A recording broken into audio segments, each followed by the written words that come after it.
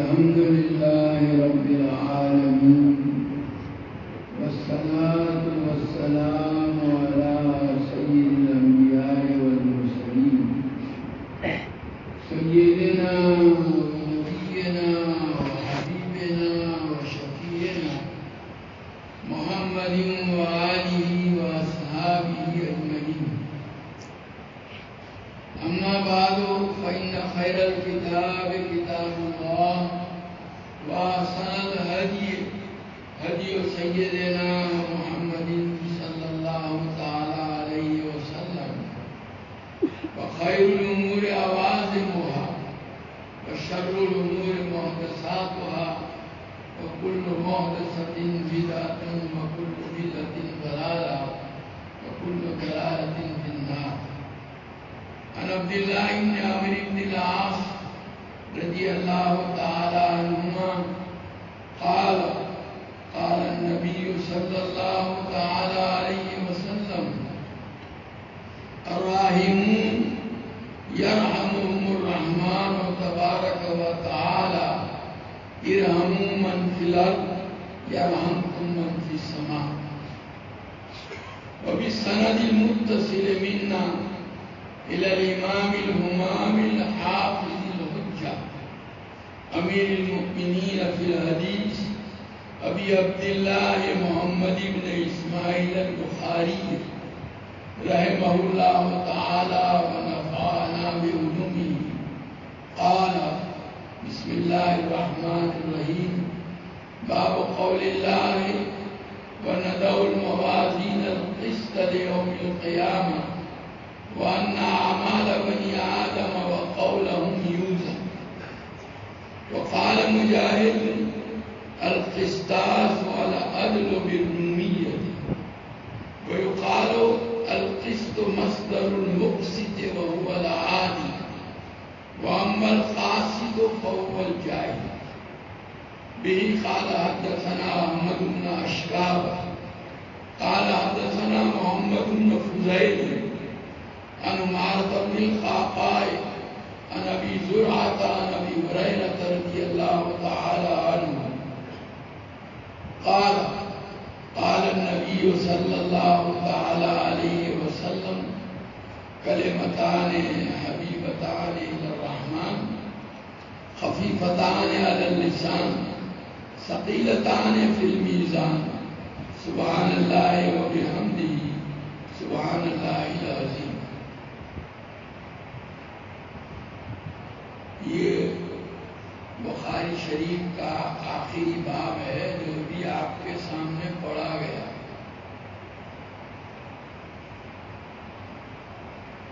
امام بخاری رحمۃ اللہ علیہ نے اپنی کتاب کو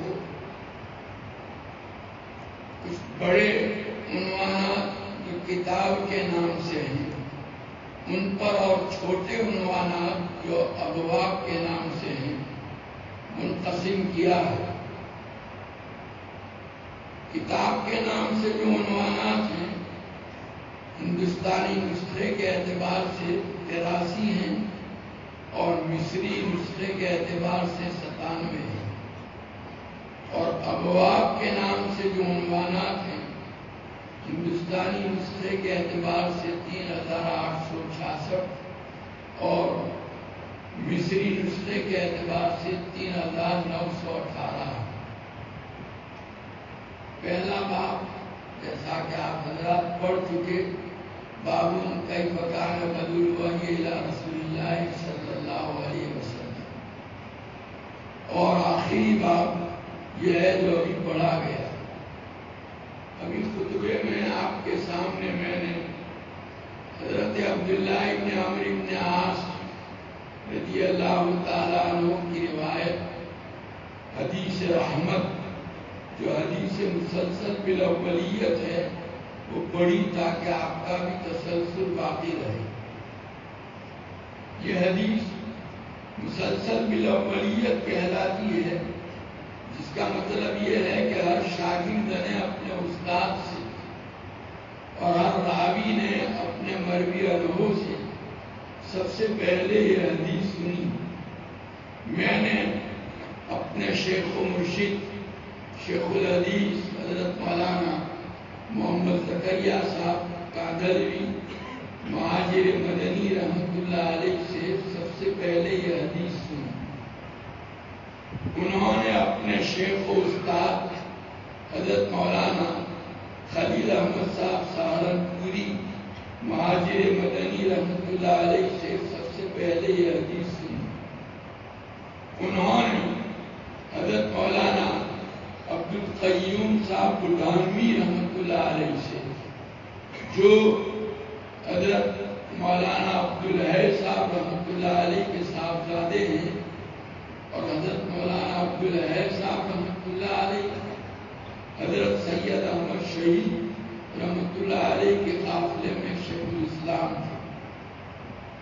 ان سے سب سے پہلے یہ حدیث سنی، اور انہوں نے حضرت مولانا شاہ محمد اسحاق صاحب دہلوی محدث رحمۃ اللہ علیہ سے سب سے پہلے یہ حدیث سنی، اور انہوں نے اپنے نانا حضرت شاہ عبدالعزیز صاحب محدث دہلوی رحمۃ اللہ علیہ سے سب سے پہلے یہ حدیث سنی، اور انہوں نے اپنے والد بزرگوار حضرت مولانا شاہ ولی اللہ صاحب دہلوی رحمۃ اللہ علیہ سے سب سے پہلے یہ حدیث سنی۔ آگے کی سند الفضل المبین فی المسلسل من الحدیث النبی الامین صلی اللہ علیہ وسلم، یہ حضرت شاہ ولی اللہ صاحب کا رسالہ ہے جو مسلسلات کے نام سے مشہور ہے، اس میں دیکھی جا سکتی ہے۔ یہ آخری باب بخاری شریف کا جو ابھی ہمارے سامنے پڑھا گیا، یہ تو آخری باب ہے۔ آخری کتاب کون سی؟ تو ویسے ہمارے شیخ الحدیث حضرت مولانا محمد زکریا صاحب کاندھلوی رحمۃ اللہ علیہ کی رائے تو یہ ہے کہ آخری کتاب کتاب الاعتصام بالکتاب والسنہ ہے، جو اس کتاب توحید سے پہلے ہے۔ حضرت فرماتے ہیں کہ امام بخاری رحمۃ اللہ علیہ کی عادت ہے کہ وہ جو عنوان قائم کرتے ہیں کتاب کا، اس عنوان کے ماتحت اس عنوان سے متعلق احادیث تو پیش کرتے ہی ہیں، لیکن کچھ وہ احادیث بھی جو اس کے ضد ہیں ان کو بھی پیش کرتے ہیں، کیونکہ مشہور ہے وہ بضدھا تتبین الاشیاء، جیسا کہ کتاب الایمان میں باب کفر دون کفر، باب ظلم دون ظلم، باب المعاصی من امور الجاہلیت، باب علامت المنافق، یہ باب جو انہوں نے قائم کیے ہیں یہ ایمان کے نہیں ہیں، ایمان کے ضد ہیں۔ ایسے ہی کتاب العلم میں باب رفع العلم و ظہور الجہل کا باب قائم کیا ہے۔ کتاب الاستسقاء میں باب دعاء النبی صلی اللہ تعالی علیہ وسلم اللہم اجعلھا سنین کسنی یوسف، قریش نے جب نبی کریم صلی اللہ تعالی علیہ وسلم کی دعوت کو ٹھکرا دیا، اس موقع پر حضور اکرم صلی اللہ علیہ وسلم نے ان کے لیے بددعا فرمائی تھی کہ اللہ تو ان پر تحت کے ایسے سال مسلط فرما جو حضرت یوسف علیہ نبینا علیہ السلام کے زمانے میں ہوئے تھے۔ حالانکہ یہ تو بارش کے اٹھا لینے کی دعا ہے، اور کتاب کا عنوان ہے طلب بارہ کا استسقاء ہے۔ یہ گویا ان کا ایک خاص انداز ہے امام بخاری رحمۃ اللہ علیہ کا۔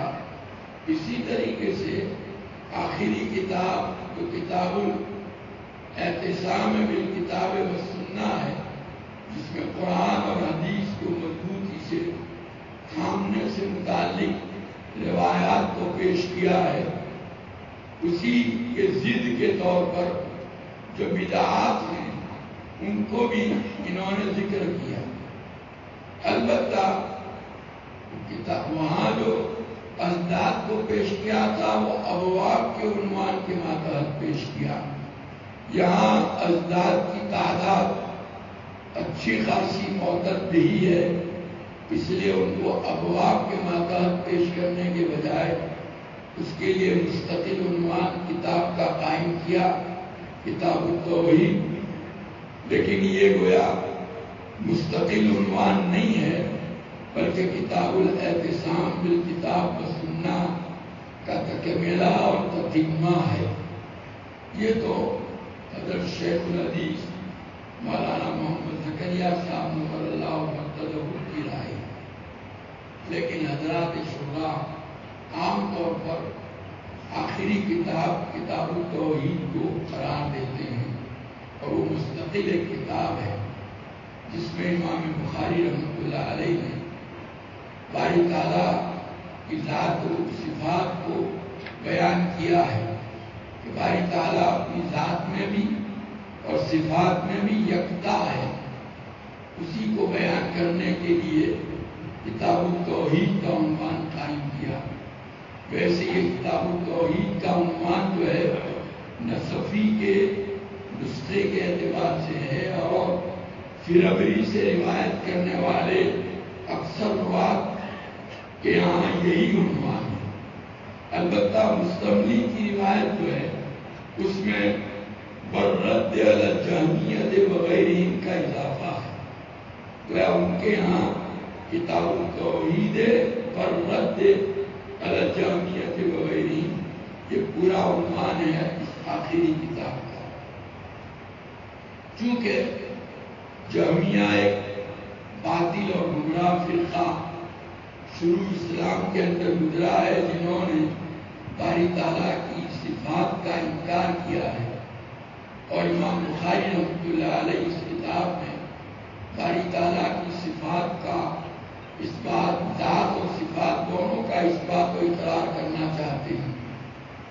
جبکہ جہمیہ جو ہیں وہ ذات بہت کو مانتے ہیں لیکن صفات کا انکار کرتے ہیں. انہیں کی تردید کے لیے امام بخاری رحمۃ اللہ علیہ نے اس کتاب کو قائم کیا. اور چونکہ مسئلہ باری تعالیٰ کی صفات کا ہے جو ایمانیات سے تعلق رکھتا ہے، اس لیے امام بخاری رحمۃ اللہ علیہ نے اس بات کا بھی اہتمام کیا کہ تقریباً ہر باب کے اندر وہ ایک یا چند آیتوں کو بھی پیش کرتے ہیں. ویسے پوری کتاب التوحید کے اندر انہوں نے صفات سے تعلق رکھنے والی روایتوں کو مختلف ابواب کے ماتحت پیش کیا ہے. ویسے خبر واحد جو ہے قطعی نہیں ہے، اس لیے اس سے کسی اعتقادی مسئلے کا اثبات نہیں ہو سکتا. لیکن پوری کتاب التوحید میں جو مختلف اخبار احاد انہوں نے پیش کی ہیں تو وہ سب مل کر کے تواتر قدر مشترک کے طور پر قطعیت کا درجہ حاصل کیے ہوئے ہیں، اور ان سے بھی باری تعالیٰ کی صفات کا اثبات ہوگا. اور توحید سے مراد اہل سنت والجماعت کی توحید ہے جو باری تعالیٰ کی ذات اور صفات دونوں کا اقرار اور اثبات کرتے ہیں. جبکہ جہمیہ ذات بہت کو تو مانتے ہیں لیکن صفات کا انکار کرتے ہیں. یہاں امام بخاری رحمۃ اللہ علیہ نے یہ جو کتاب التوحید کا عنوان قائم کیا ہے اس میں اہل سنت والجماعت کی توحید کو بیان کرنا چاہتے ہیں کہ اللہ تعالیٰ کی ذات کے ساتھ ساتھ اس کی صفات کو بھی بیان کریں گے. یہ جہمیہ جو باری تعالیٰ کی صفات کا انکار کرتے ہیں وہ اپنے آپ کو اصحاب التوحید کہتے ہیں. ان کا خیال یہ ہے کہ اللہ تبارک و تعالیٰ کے لیے اگر صفات کو ثابت کیا جائے گا تو اس سے تعدد الہہ لازم آئے گا. یعنی گویا ان کے کے نزدیک ہر صفت ایک مستقل الہ کی حیثیت رکھتی ہے اور صفات کو ماننے سے کئی خداؤں کا ماننا لازم آتا ہے، وہ ایسا ان کا خیال ہے، اس لیے وہ صفات کا انکار کرتے ہیں اور ذات وحدہ کو مانتے ہیں، اور اسی بنیاد پر وہ اپنے آپ کو اصحاب التوحید کہتے ہیں۔ گویا ان کے خیال کے اعتبار سے بزعم خود حقیقی موحد وہ اپنے آپ کو سمجھتے ہیں، جیسے ہمارے زمانے کے اہل بدعت اپنے آپ کو اہل سنت والجماعت کہتے ہیں۔ بہرحال یہ ان کا اپنا خیال ہے۔ امام بخاری نے انہی کی تردید کے لیے اس پوری کتاب کو اپنی کتاب کے اندر شامل کیا ہے۔ یہ تو آخری کتاب کی بات ہوئی۔ اب یہاں سوال پیدا ہوتا ہے کہ یہ جو باب امام بخاری رحمۃ اللہ علیہ نے قائم کیا ہے، اس باب کو کتاب کے ساتھ کیا تعلق اور نسبت ہے؟ تو چونکہ اس میں امام بخاری رحمۃ اللہ علیہ نے وضع میزان اور وزن اعمال کا تذکرہ کیا ہے، اور یہ وزن اعمال جو ہے باری تعالیٰ کی صفات جو ہیں وہ دو قسم کی ہیں، صفات ذات اور صفات افعال۔ یہ وزن اعمال صفات افعال کے قبیل سے ہیں، اس معنی کر کے اس باب کو جو ہے وہ کتاب کے ساتھ مناسبت ہو جائے گی۔ باقی اس باب، اس ترجمۃ الباب کی غرض کیا ہے، اس سلسلے میں بھی جو ہے شراح میں اختلاف ہے۔ متقدمین میں سے علامہ ابن قیم رحمۃ اللہ علیہ اور ہمارے اکابر میں سے حضرت علامہ انور شاہ کشمیری رحمۃ اللہ علیہ، ان دونوں کا رجحان تو یہ ہے، نظریہ تو یہ ہے کہ اس باب کو قائم کرنے کا مقصد اور غرض تلاوت اور مطلوع کے درمیان فرق کو ثابت کرنا ہے، واضح کرنا ہے، کیونکہ یہی وہ مسئلہ ہے جس کی وجہ سے امام بخاری رحمۃ اللہ علیہ کو ابتلا پیش آیا تھا۔ گویا تلاوت جو بندے کا فعل ہے وہ تو اس کا تو وزن ہوگا، لیکن مطلوع جو باری تعالیٰ کا کلام ہے بھلا اس کو کون بول سکتا ہے؟ یہ تو ان دونوں حضرات کا خیال ہے، جبکہ عام طور پر شراح اس باب کو قائم کرنے کی غرض یہ ہے کہ امام بخاری رحمۃ اللہ علیہ وضع میزان اور وزن اعمال کو ثابت کر کے معتزلہ کی تردید کرنا چاہتے ہیں۔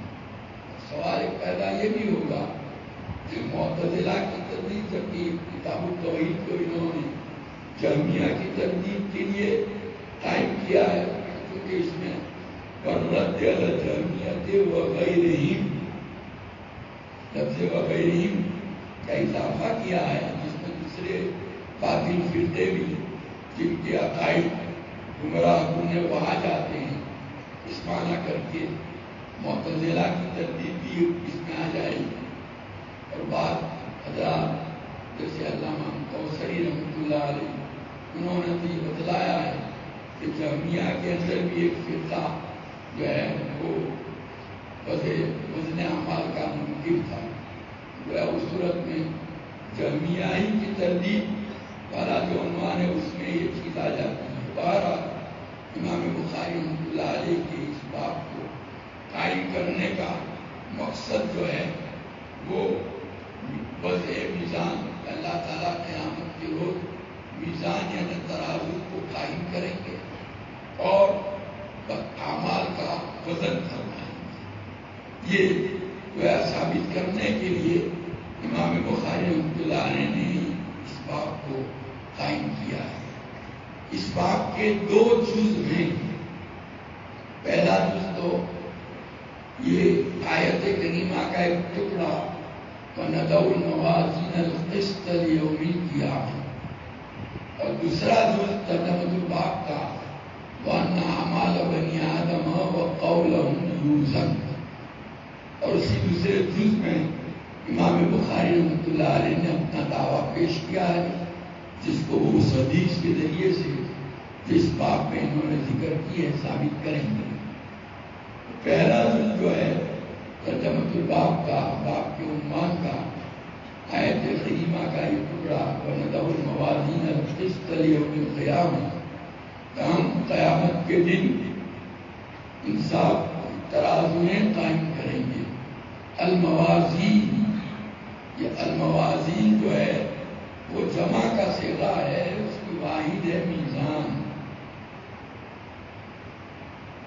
اور میزان سے مراد اہل سنت والجماعت کا مسلک یہ ہے وہ اعلیٰ، جس کو ہم اردو میں ترازو کہتے ہیں، جس کے ذریعے سے چیزوں کو تولا اور ناپا جاتا ہے، وہی مراد ہے، اس کا کوئی مجازی معنی مراد نہیں۔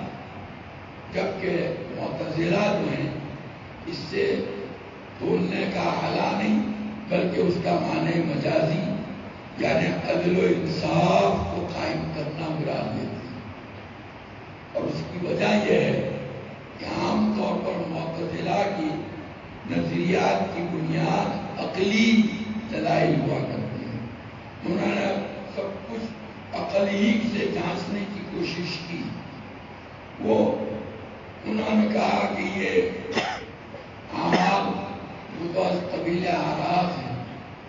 آپ نے منطق میں پڑھا ہوگا کہ مناطقان موجودات کو دو قسموں پر تقسیم کیا ہے، جواہر اور اعراض۔ جواہر وہ چیزیں جو اپنے وجود میں کسی کے تابع نہیں بلکہ مستقل ان کا وجود ہے، اور اعراض وہ چیزیں کہلاتی ہیں جو اپنے وجود میں دوسرے کے تابع ہیں، یعنی ان کا اپنا کوئی مستقل وجود نہیں۔ جیسے سفید رنگ ہے کتاب کا، اس سفید رنگ کو، سفیدی کو آپ الگ ہاتھ میں لے کے کسی کو نہیں بتا سکتے۔ یا طول اور عرض ہے، یہ ڈیسک ہے آپ کے سامنے، اس میں لمبائی ہے، چوڑائی ہے۔ یہ لمبائی اور چوڑائی ایک ایسی چیز ہے جو اعراض کے قبیل سے ہے، وہ کوئی مستقل الگ نہیں پائی جا سکتی، وہ کسی نہ کسی چیز کے ضمن میں پائی جائے۔ بہرحال معتزلہ یہ کہتے ہیں کہ اعمال قبیل اعراض ہیں، بھلا ان کو کیسے ترازو میں رکھا جائے گا اور تولا جا سکے گا۔ لیکن یہ جس زمانے میں انہوں نے یہ بات کہی تھا، یہ اب ہم اور آپ جس دور سے گزر رہے ہیں، سائنس کی ترقیات اب یہاں تک پہنچ چکی ہیں کہ اعراض کو بھی ناپا اور تولا جاتا ہے۔ حرارت اور برودت جو قبیل اعراض ہیں ان کو ناپا جاتا ہے۔ اسی طریقے سے خون کے اندر شوگر، خون کا شوگر جو ہے وہ ناپا جاتا ہے۔ خون کے اندر کولیسٹرول ہوتا ہے وہ ناپا جاتا ہے۔ بجلی یا قبیل اعراض ہے، یعنی پاور، بجلی بمانا پاور، وہ قبیل اعراض ہے، وہ مستقل الگ اس کا یہ نہیں ہے، وہ تابع تار کے اندر وہ پائی جائے گی، تو اس کو بہت قبیل اعراض ہے۔ اس کو بھی میٹر کے ذریعے سے ناپتے ہیں۔ ہر ایک کے گھر میں مہینے دو مہینے کے بعد بجلی کا بل آتا ہے۔ بہرحال ہم اور آپ جس دور میں رہتے ہیں وہاں اعراض کو بھی ناپنے کے لیے، ان کی مقدار معلوم کرنے کے لیے آلات جو ہے وجود میں آ چکے ہیں۔ ایک انسان اپنی محدود عقل سے ایسے آلات ایجاد کر سکتا ہے، تو پھر اللہ تعالیٰ اپنی بے انتہا غیر نہایہ قدرت کے ذریعے سے کیوں اس کو ایسا آلہ، ایسا میزان، ایسی ترازو نہیں پیدا کریں گے جس میں یہ چیزیں ناپی جا سکیں۔ دوسرا ان کی دلیل میں یہ بات تھی کہ بھائی ناپنے کا مقصد تو اس کی کمی بیشی کو معلوم کرنا ہے، کون اعمال میں بڑا ہوا ہے، کون کم ہے، کس کے اعمال وزنی ہیں، کس کے ہلکے ہیں۔ اللہ تعالیٰ تو عالم الغیب والشہادہ ہے اور عالم لما فی الصدور ہے۔ اس کو کیا ضرورت پیش آئی کہ وہ انسانوں کے اعمال کو وزن کر کے اس کی مقدار معلوم کرے؟ اس کا جواب دیا گیا ہے کہ کوئی یہی ایک مقصد نہیں ہوتا، بلکہ یہاں اتمام حجت یعنی مجرم کے سامنے جب اس کے اعمال کو تولا جائے گا تو تول کر ایسا انداز اختیار کیا جائے گا کہ وہ مجرم خود اس کے متعلق جو فیصلہ کیا جائے گا اس فیصلے کی صداقت کو تسلیم کر دے گا، وہ انکار نہیں کر سکتا۔ جیسے دنیا کی عدالتوں کے اندر مجرم کے جرم کو ثابت کرنے کے لیے گواہیاں پیش کی جاتی ہیں، بہت سی مرتبہ ایسا ہوتا ہے کہ مجرم کے اس جرم سے میجسٹریٹ جو ہے، جج ہے، واقف ہوتا ہے، لیکن جج خالی اپنے علم کی بنیاد پر فیصلہ نہیں کرتا، بلکہ فیصلے کے لیے گواہیاں پیش ہوتی ہیں اور ان گواہیوں کے ذریعے سے فیصلہ کیا جاتا ہے تاکہ مجرم خود بھی دیکھے سنے کہ یہ میرا جرم ہے، اس کو تسلیم کرنا پڑے گا۔ یہی اتمام حجت کہلاتی ہے۔ بہرحال قیامت کے روز بھی جو معاملات ہوں گے وہ اس انداز سے انجام دیے جائیں گے کہ ہر آدمی اپنے متعلق جو ہے وہ خود ہی سمجھ جائے گا کہ میرا انجام کیا ہونا چاہیے۔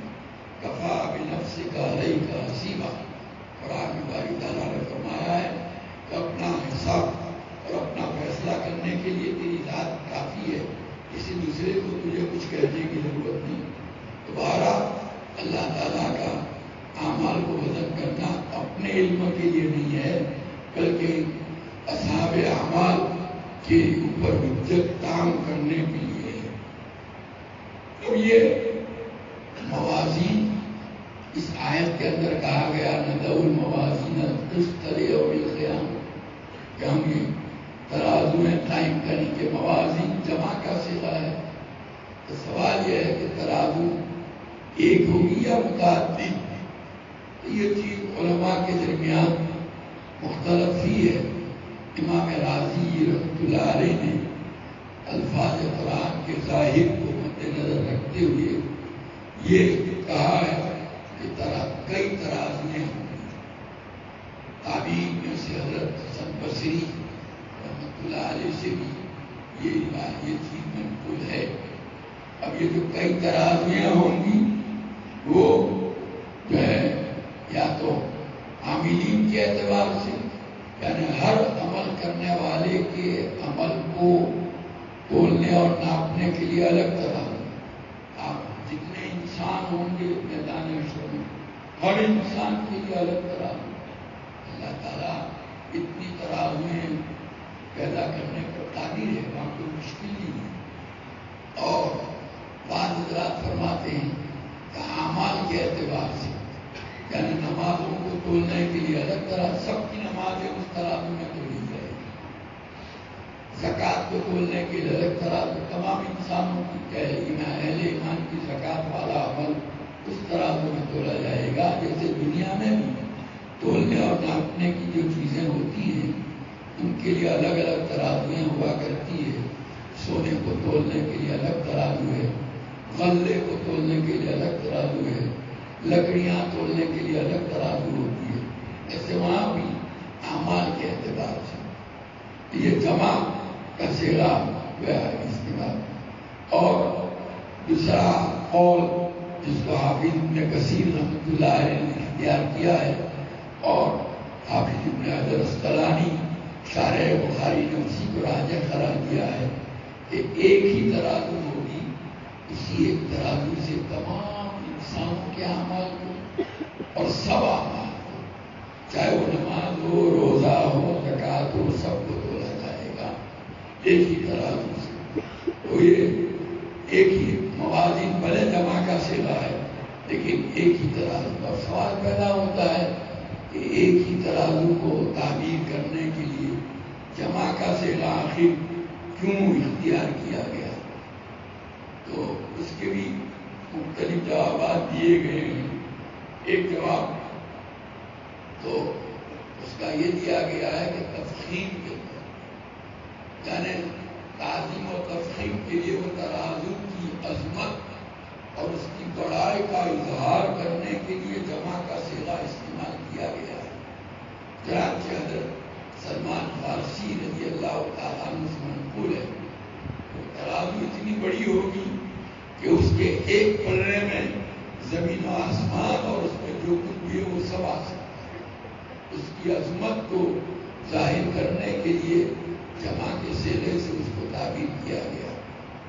روایتوں میں ہے کہ سیدنا حضرت داؤد علیہ نبینا علیہ الصلوۃ والسلام نے باری تعالیٰ سے درخواست کی کہ باری تعالیٰ مجھے وہ ترازو دکھلائی جائے.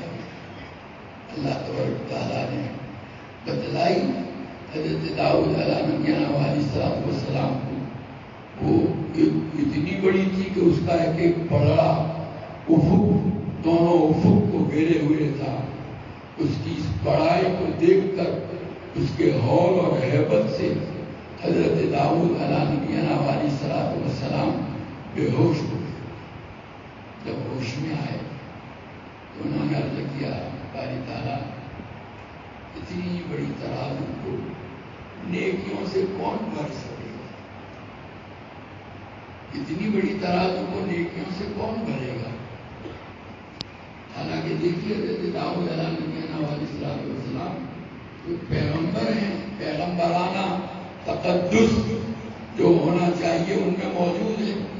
اور پھر ان کا تو معمول تھا رات کا ایک تہائی حصہ عبادت کرنے کا، اور ایک دن روزہ رکھتے تھے، ایک دن افطار کرتے تھے، اور میدان جہاد میں جنگ میں کبھی پیٹھ نہیں دکھلاتے تھے.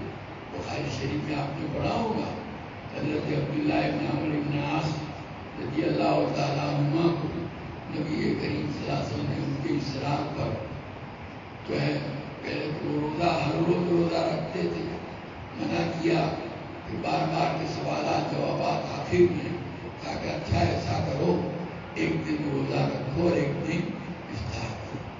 حضرت داؤد علیہ نبینا علیہ الصلوۃ والسلام کا یہی معمول تھا. وہ میدان جنگ میں بھی کبھی پیٹھ نہیں دکھلاتے تھے. اس پر حضرت عبداللہ ابن عمرو ابن عاص رضی اللہ تعالیٰ عنہ نے عرض کیا باری تعالیٰ یہ میدان جنگ میں پیٹھ نہیں دکھلاتے، میرے لیے کون اس کی ذمہ داری ہے؟ کام بڑا مشکل ہے. بہرحال ان کی عبادت کا یہ حال تھا.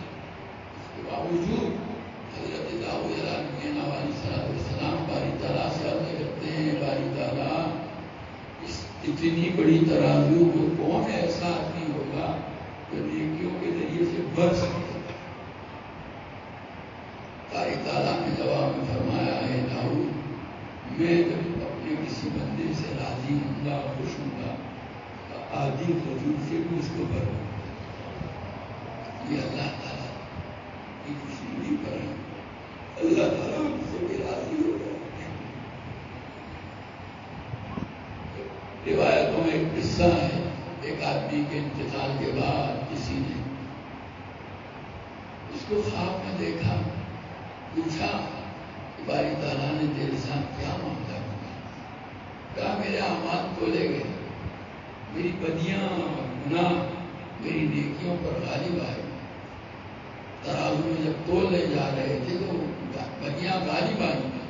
اسی درمیان میں نے دیکھا کہ تھیلی آسمان سے اوپر سے نیچے آئی اور نیکیوں کے پلڑے میں گری، اور اس کی وجہ سے نیکیوں کا پلڑا جھک گیا، وزنی ہو گیا. کہا میں نے جب اس تھیلی کو کھولا تو ایک بندے خدا کے جنازے میں شریک ہوا تھا. اس کی تدفین میں نے جو مٹی ڈالی تھی وہ اس تھیلی کے اندر. بہرحال ہمیں تو ہر عمل کو اسی نیت سے کرنا ہے. پتہ نہیں کون سا عمل اللہ تعالیٰ کے یہاں ہمارے لیے نجات کا سبب ہو جائے. تو میں تو بات یہ کر رہا تھا کہ یہ ترازو جو ہے بہت بڑی ہے. اس کی عظمت اور اس کی فخامت کو بتلانے کے لیے اس کے لیے ایک ہونے کے باوجود جمع کا صیغہ استعمال کیا. اور حضرت سلمان فارسی کا جو اثر ذکر کیا ہے اسی نوع کی ایک مرفوع روایت مستدرک حاکم کے اندر بھی موجود ہے. اور دوسرا جواب یہ بھی دیا گیا کہ وہ ترازو ایک ہونے کے باوجود تمام بندوں کے اعمال کو تولنے کا کام کرے گی. گویا ایک ترازو ہونے کے باوجود کئی ترازوؤں کا کام کرے گی. اس معنی کر کے اس میں جمع کا صیغہ استعمال کیا گیا. یا سارے اعمال اس میں تولے جائیں گے تو اس معنی کر کے جمع کا صیغہ استعمال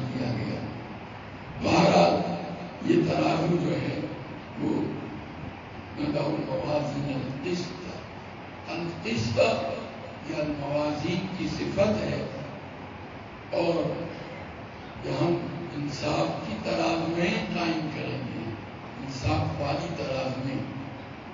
تو یہاں سوال پیدا ہوتا ہے کہ موازین جمع کا صیغہ ہے. آپ نے علم نحو میں پڑھا ہے کہ موصوف اور صفت میں وحدت تثنیہ جمع کے اعتبار سے مطابقت ہوتی ہے. تو موازین جمع ہے اور قسط واحد ہے.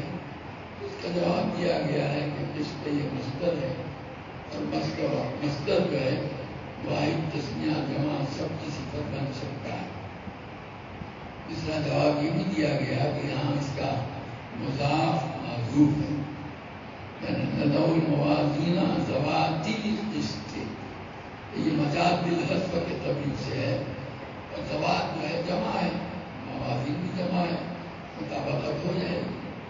اور بعض حضرات کہتے ہیں کہ یہ قسط جو ہے صفت نہیں ہے بلکہ یہ مفعول لہو ہے، کہ ہم ترازویں قائم کریں گے انصاف کے لیے، لأجل القسط، انصاف کے لیے ہم ترازویں قائم کریں گے. لیوم القیامہ لام جو ہے علامہ ابن قتیبہ فرماتے ہیں کہ فی کے معنی میں ہے. امام نووی رحمۃ اللہ علیہ نے اسی کو راجح قرار دیا ہے قیامت کے دن میں. بہرحال یہ تو ترجمۃ الباب کا پہلا حصہ آیت کریمہ کا جو ٹکڑا ہے. ترجمۃ الباب کا دوسرا جز جو ہے وَأَنَّ أَعْمَالَ بَنِي آدَمَ وَقَوْلَهُمْ يُوزَنُ، کہ انسانوں کے اعمال اور ان کی بات اور اسی کا نسخہ ہے اس میں وَأَقْوَالُهُمْ يُوزَنُ. اور حافظ کہتے ہیں کہ وہ اعمال کو دیکھتے ہوئے اقوال والا نسخہ یہ زیادہ مناسب ہے. بہرحال کہ انسانوں کے اعمال اور ان کے اقوال دو لے جائیں گے. تو اب یہ سوال یہ بھی پیدا ہوتا ہے کہ مسئلہ تو وزن اعمال کا ہے. امام بخاری رحمۃ اللہ علیہ نے قول کو یہاں کیوں پیش کیا؟ اس کا جواب دیا گیا ہے کہ دراصل جیسا کہ آپ پڑھ چکے، امام بخاری رحمۃ اللہ علیہ کی عادت شریفہ ہے کہ وہ کسی باب کا جب عنوان قائم کرتے ہیں بطور دعویٰ اور محسوس کرتے ہیں کہ میرے لیے اس دعوے کو ثابت کرنے کے لیے کوئی ایسی روایت جو شرائط کے مطابق وہ موجود نہیں ہے، تو پھر وہ اپنے اس دعوے میں عنوان میں کچھ اضافہ کر دیتے ہیں. ایسا اضافہ کر دیتے ہیں کہ جس کو ثابت کرنے کے لیے ان کے پاس ان کی شرط کے مطابق روایت ہوا اس کو ثابت کریں گے اور پھر اس کے واسطے سے پہلے دعوے کو ثابت کریں گے. یہاں بھی اعمال کے وزن کے سلسلے میں صحیح روایت جیسے ہے حضرت ابو جعفر رضی اللہ تعالیٰ عنہ کی روایت موجود ہے، لیکن وہ امام بخاری کی شرط پر نہیں ہے. ایسی روایت جو ان کی شرط پر وہ موجود نہیں تھی، انہوں نے وقولہم کا اضافہ اس لیے کیا تاکہ یہ جو روایت ابھی باب میں انہوں نے پیش کی ہے اس میں پہلے مکان جو طویل اقوال ہے اور اس کے اندر کہا گیا ہے ثقیلتان فی المیزان. بہرحال اس سے قول کا تولا جانا معلوم ہوتا ہے، اور قول جو ہے وہ زبان کا عمل ہے. اگرچہ عرف میں عمل کا لفظ دیگر اعضاء کے عمل کے لیے بولا جاتا ہے، زبان کے عمل کے لیے لفظ قول اور لفظ عمل نہیں بولا جاتا. اسی لیے امام بخاری نے لفظ قول کو ذکر کیا، اور جب قول کا بولا جانا ثابت ہوگا تو اس کے ساتھ اس کی وجہ سے اعمال جو دوسرے اعضاء کے یہ ہیں اس کا بھی تلنا ثابت ہو جائے گا. اس لیے انہوں نے وقولہم یوزن کا اضافہ کیا. اب یہ بات کہ بھئی اعمال جو تولے جائیں گے کیا چیز تولی جائے گی، تو جو دشواری معتزلہ کو پیش آئی اعمال کے تولنے کے سلسلے میں، وہی بات اہل سنت والجماعت کے لیے بھی اشکال کا باعث ہوئی. کوئی اعمال جو ہیں جیسے اعراف کی کیا کہا جائے گا، ترازو میں کیسے تولا جائے گا. اب اس مسئلے کو حل کرنے کے لیے جو ویسے تو اس سلسلے میں 3 قول ہیں. ایک قول جس کا قائل معلوم نہیں، جس کو علامہ بغوی نے اپنی تفسیر میں اور حافظ ابن کثیر نے اپنی تفسیر میں بیان کیا ہے کہ اصحاب اعمال، عمل کرنے والے افراد جو ہیں ان کو خود ترازو میں رکھا جائے گا، تولا جائے گا. تو جس کا عمل جیسا ہوگا اس کے مطابق اس کا وزن ہوگا. اور اس سلسلے میں استدلال کیا گیا ہے بخاری شریف کی روایت جو انہوں نے امام بخاری رحمۃ اللہ علیہ کتاب تفسیر میں صحیح تفسیر کلام العلوم یوم القیامت کے باپ کے ماں ذکر کی ہے کہ قیامت کے روز ایک اونچا بھر کم آدمی آئے گا، لا یزن عند اللہ جناح بعوضۃ، اللہ کے یہاں اس کا مچھر کے پر کے برابر بھی وزن نہیں. معلوم ہوا وہ اصحاب اعمال کو لے جائیں گے. اور دوسری دلیل حضرت عبداللہ بن مسعود رضی اللہ تعالیٰ عنہ کا واقعہ جو مسند احمد میں بھی ہے اور امام بخاری کی کتاب الادب المفرد میں بھی ہے. خود ابن مسعود کی روایت سے بھی ہے اور حضرت علی کی روایت سے بھی. سفر میں ایک موقع پر حضرت عبداللہ بن مسعود رضی اللہ تعالیٰ عنہ مسواک توڑنے کے لیے پیرو کے درخت کے اوپر چڑھے. ہوا کی وجہ سے آپ کی لنگی پاؤں پر سے ہٹ گئی، ان کی پتلی پتلی پنڈلیاں کھل گئی. اس کو دیکھ کر حضرات صحابہ غیر اختیاری طور پر ہنس پڑے. کیونکہ اس لحاظ میں فرمایا کیا ہنستے ہو، یہ پاؤں جو ہے میزان کے اندر بہت سی زیادہ بھاری. 12 ان 2 روایتوں سے.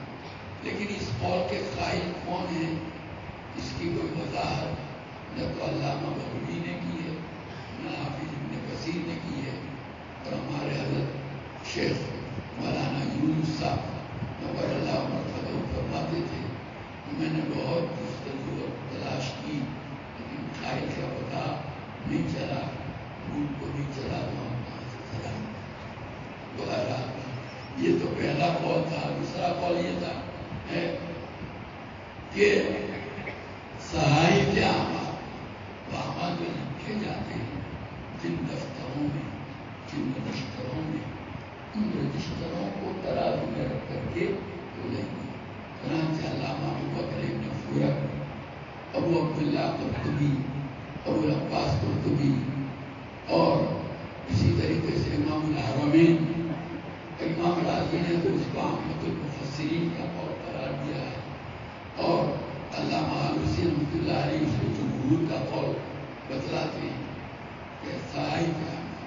اور حضرت عبداللہ ابن عمر رضی اللہ تعالیٰ عنہ کا ایک اثر بھی اس سلسلے میں موجود ہے کہ صحائف اعمال کو لے جائیں گے. اور اس سلسلے میں استدلال حدیث بطاقہ جو ترمذی وغیرہ میں موجود ہے حضرت عبداللہ ابن عمرو بن عاص رضی اللہ تعالیٰ عنہ کی روایت کہ اللہ تعالیٰ قیامت کے روز میری امت میں سے ایک آدمی کو الگ کر کے اس کے سامنے اس کے گناہوں کے رجسٹر جو 99 اور ایک رجسٹر اتنا بڑا حد نگاہ کر پھیلا پیش کریں گے اور اسے پوچھیں گے یہ تمہارے گناہ ہیں، تمہیں اس کے اقرار ہے، کیا ہمارے فرشتوں نے، ہمارے لکھنے والے فرشتوں نے تمہارے ساتھ کوئی زیادتی تو نہیں، یعنی کوئی گناہ ایسا جو تم نے نہ کیا ہو اور تمہارے نام اعمال میں انہوں نے ان کے ساتھ جلدی پولیس کرتی ہو، تو ایسا وقت تو نہیں ہے کہ میں نہیں کروں، سب گناہ میں نے کیے اور وہ اقرار کرے گا. بھائی تعالیٰ اس سے پوچھیں گے تیرے پاس کوئی عذر بھی ہے، کہنے میرے پاس کوئی عذر نہیں ہے. یہ بھائی تعالیٰ کی طرف کہا جائے گا ہمارے یہاں کسی پر ظلم نہیں ہوتا، تیری ایک نیکی ہمارے پاس ہے اور وہ کلمہ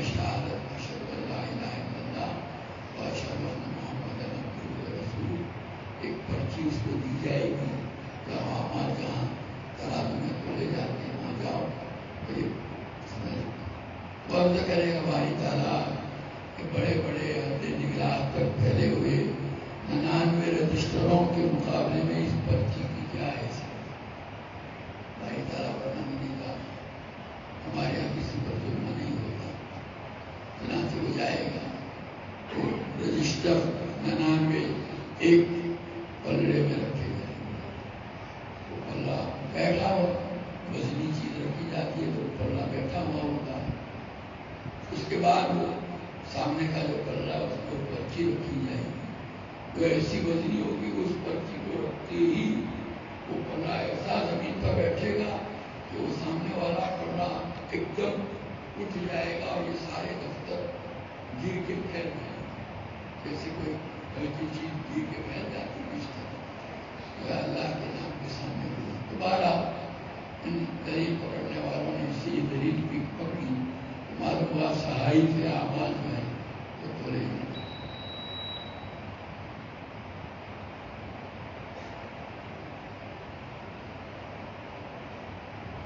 تیسرا قول اس سلسلے میں جس کے قائل امام احمد بن حنبل، علی بن مدینی، ابن ابی زید مالکی اور ابن حزم ظاہری، ابو زرع رازی، ابو حاتم رازی اور خود امام بخاری رحمہ اللہ وہ فرماتے ہیں خود اعمال ہی کو ترازو میں رکھا گیا۔ اب کیسے اعمال کو کوئی جسم رکھنے والی چیز نہیں، اس کو کیسے رکھیں گے؟ تو میں نے کہا کہ اب تو اشکالات بھی باقی نہیں رہے، باقی ابن عباس کے قول سے یہ استناد کیا جاتا ہے کہ الاعمال تتجسد ہو، کہ اللہ تعالیٰ اعمال کو ایک جسم کی شکل دیں گے اور وہ گویا ترازو میں رکھے جائیں گے۔ بہرحال امام بخاری رحمۃ اللہ علیہ خود اعمال کو ترازو میں رکھنے کے قائل ہیں، اس لیے انہوں نے ترجمۃ الباب کا جو دوسرا ٹکڑا بطور دعوے کے پیش کیا، اس میں بھی فرمایا وَأَنَّ أَعْمَالَ بَنِي آدَمَ وَقَوْلَهُمْ، انسان کے اعمال اور ان کی بات بولی جائے گی، وہ خود اعمال ترازو میں رکھے گا۔ اور پھر اس کو ثابت کیا حضرت ابو ہریرہ رضی اللہ تعالیٰ عنہ کی روایت سے ہم نے پیش کیے، پہلے بتانے حبیبتان الرحمن، جو کلمے ایسے ہیں تو رحمان کو بڑے محبوب اور پیارے ہیں، خفیفتان علی اللسان، اور زبان پر وہ بڑے ہلکے ہیں، یعنی آسانی کے ساتھ زبان سے ادا ہو جاتے ہیں، اور ثقیلتان فی المیزان، اور ترازو میں اعمال کی ترازو میں بڑے بھاری ہیں۔ یہ ثقیلتان فی المیزان فرمایا، معلوم وہ کلمے ہی اندر رکھے جائیں گے ترازو کے اندر اور ان کو تولا جائے گا، تو اس سے معلوم ہوا کہ اعمال ہی خود رکھ کر کے تولے جائیں گے، دعویٰ ہی ثابت ہو جاتا ہے۔ بہرحال امام بخاری رحمۃ اللہ علیہ نے اس دعوے کو ثابت کیا۔ اس درمیان میں وہ آیت پیش کی تھی ترجمۃ الباب کا ایک ٹکڑا اور ایک جز کے طور پر، اس میں لفظ قسط آیا تھا، اس کی لغوی ترتیب بھی انہوں نے فرمائی ہے، تو میں تھک گیا بولتے بولتے اپنی بات کو ختم کرتا ہوں۔ باقی یہ سب علمی چیزیں ہیں، اصل سبق اس حدیث میں جو ہمیں دیا گیا وہ یہ ہے کہ کل کو قیامت میں اللہ تعالیٰ کے یہاں اعمال کی گنتی نہیں ہوگی، گنا نہیں جائے گا، بلکہ تولا جائے گا، وزن میں ہوگا۔ اس لیے ضرورت اس بات کی ہے کہ ہم اپنے اعمال کو وزنی بنانے کا اہتمام کریں۔ اعمال وزنی کیسے بنتے ہیں؟ 3 چیزوں سے۔ ایک تو ایمان، کہ کفار کے جو اعمال ہیں ان میں کوئی وزن نہیں ہوگا۔ قرآن میں باری تعالیٰ فرماتے ہیں وَقَدِمْنَا إِلَىٰ مَا عَمِلُوا مِنْ عَمَلٍ فَجَعَلْنَاهُ هَبَاءً مَنثُورًا، کہ کفار نے جو اعمال کیے تھے اس کی طرف جب ہم متوجہ ہوئے حساب کے واسطے تو ہم نے ان کے ان اعمال کو ہوا میں اڑتے ہوئے ذرات کی طرح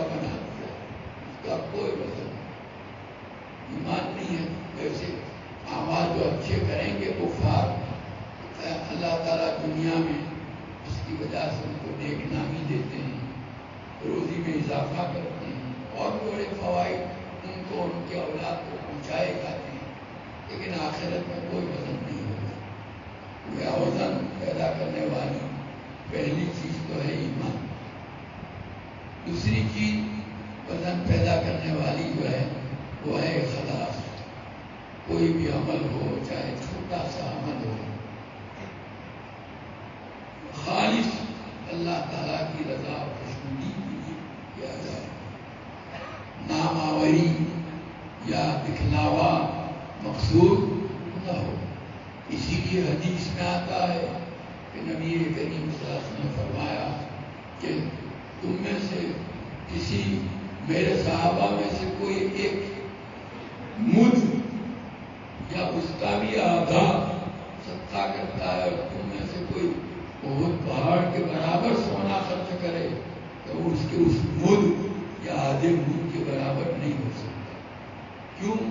وہی صحابہ کا جو اخلاص ہے وہ اخلاص دوسرے لوگوں میں نہیں پایا جا سکتا. اور بھی اخلاص کی وجہ سے اللہ تعالیٰ نے معمولی چھوٹے چھوٹے اعمال پر اپنے بندوں کی مغفرت اور ان کے لیے جنت کے فیصلے فرمائے. بہرحال دوسری چیز جو اعمال میں وزن پیدا کرنے والی ہے وہ اخلاص ہے، اور اسی اخلاص کو اپنے اندر پیدا کرنے کی کوشش کرنے کی ضرورت ہے. ورنہ کوئی بڑے سے بڑا عمل بھی اگر ہے، اخلاص نہیں ہے تو اللہ تعالیٰ کے یہاں اس کی کوئی حیثیت نہیں. تیسری چیز جو اعمال کے اندر وزن پیدا کرتی ہے صدق. صدق یعنی نبی کریم صلی اللہ علیہ وسلم کے طریقے کے مطابق ہو. کوئی عمل کتنا ہی اونچا کیوں نہ ہو، لیکن اگر حضور کے طریقے کے مطابق نہیں ہے تو اس کے اندر کوئی وزن نہیں. کوئی آدمی فجر کی نماز بجائے 2 کے 4 رکعت پڑھتا ہے، دوسرا سمجھتا ہے 2 پڑھ کے بتلائیں. تو مطلب یہ ہے کہ حضور کے طریقے کے مطابق ہے تو اس میں وزن ہوگا. اعمال میں وزن پیدا کرنا ضروری ہے، اور اس کے لیے 3 طریقے ہیں، 3 وجوہات: ایمان ہو، اخلاص ہو، اور نبی کریم صلی اللہ علیہ وسلم کی اتباع اور پیروی ہو، جس کو صدق کے ذریعے سے ثابت کیا جاتا ہے. تو ہمیں کوشش یہی کرنی چاہیے. بہت بڑا علم حاصل کیا، لیکن اب اخلاص کو حاصل کرنے کے لیے اللہ کے نیک بندوں کی صحبت میں رہنا ضروری ہے، اور اسی سے یہ چیز پیدا ہوتی ہے. اللہ ہم سب کی اس کی توفیق اور سعادت عطا فرمائے. میں تو اتنا بولنے کے بعد تھک گیا، اب بولنے کی میرے اندر طاقت نہیں. یہ مجلس جو ہے اس میں ایک مقصد دعا بھی ہوا کرتی ہے، لیکن اب دعا کرنے کی میری زبان میں طاقت نہیں. کوئی جملے بھی نہیں پڑھ دعا کر پاؤں گا. میں دعا کے لیے اپنے ساتھی ہمارے قاری عبدالحنان جو ہے وہ میری نیابت کریں گے دعا میں، کیونکہ لوگ عام طور پر دعا ہی کے لیے آتے ہیں اس مجلسوں میں. وہ مقصد بھی علاوہ جھیلتم حاصل ہو، اس لیے میں یہ عرض کرتا ہوں. اللہ تعالیٰ ہم سب کو عمل کی توفیق عطا فرمائے. آخر دعوانا الحمدللہ. بخاری شریف کی تکمیل کرنے